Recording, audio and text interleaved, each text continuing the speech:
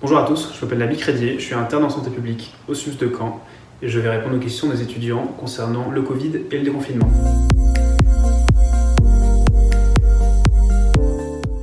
Le virus circule moins et le 11 mai c'est le déconfinement. Mais ça change quoi pour moi?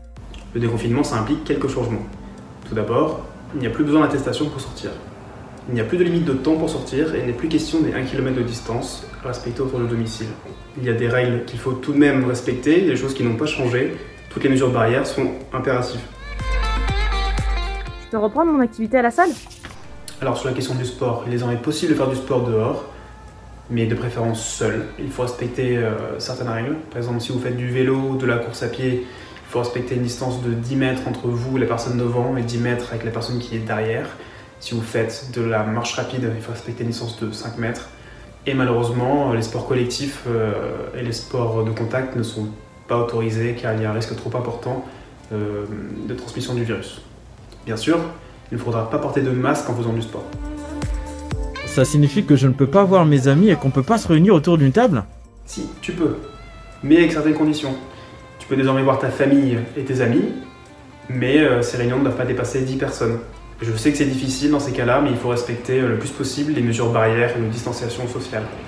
Soit le lavage des mains, le respect des 1 mètre de distance entre chaque personne, minimum, le nettoyage des surfaces, des portières, l'aération des chambres, et on ne fait plus la bise et on ne serre plus les mains.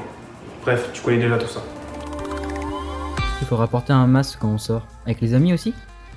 Alors si vous respectez bien les règles de distanciation sociale et que vous êtes dans une pièce assez grande, il n'y a pas besoin de masque avec vos amis ou votre famille. Par contre, le masque sera obligatoire dans les transports en commun. Il est également fortement recommandé dans les marchés ouverts et dans les lieux publics fermés comme les supermarchés. Et si vous faites du covoiturage, c'est important de porter un masque. Mais je les ai où les masques?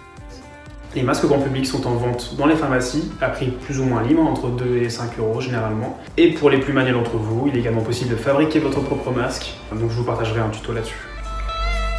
Du coup, j'ai entendu parler de masques chirurgicaux et de masques grand public, mais lequel pour moi? Alors oui, il y a deux types de masques, les masques chirurgicaux et les masques grand public.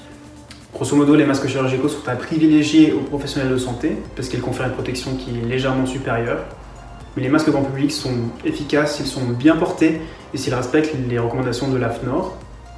Donc il y a quand même des règles à respecter pour la façon dont le mettre, et je vais vous montrer.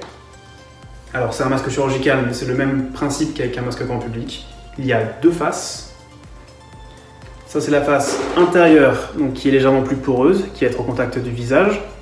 Et il y a deux côtés, un côté supérieur et un côté inférieur. Voilà, hop. Côté supérieur, il y a une petite languette qui est rigide, qui va permettre de mouler la surface du nez. Donc pour le mettre, on l'attrape par les côtés et par les élastiques. On couvre le nez et le menton. Hop, on passe derrière l'oreille. On ajuste par le haut et par le bas. Voilà. Alors bien sûr, avant, on s'est lavé les mains pendant 20 secondes.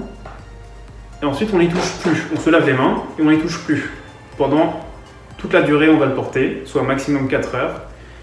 Ensuite, quand vous le retirez, vous évitez de le placer n'importe où.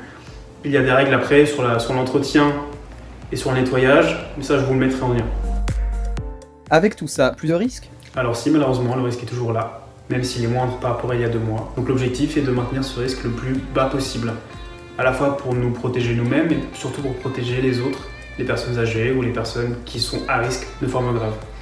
Et donc pour ça, c'est les mesures barrières qu'il faut respecter. Par contre, si tu es malade, si tu as des symptômes tels que de la fièvre, un mal de tête, le nez qui coule, des douleurs dans la poitrine, un essoufflement, de la diarrhée, il faut surtout que tu restes chez toi, tu appelles ton médecin traitant, ou bien le 116 117, ou bien le SUMS, et on te dira quoi faire. Voilà, j'espère que j'ai répondu à vos questions. Surtout, prenez soin de vous.